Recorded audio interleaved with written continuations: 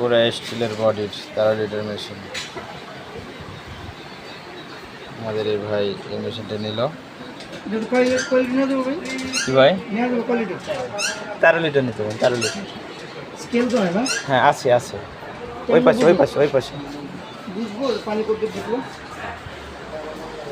বোঝা একটু বড় মুশকিল, স্টিলেরটা তো আবার অন্ধকার হলে দেখা যাবে মানে পানিটা। একটু খুলে দেন ইয়ারা। হুম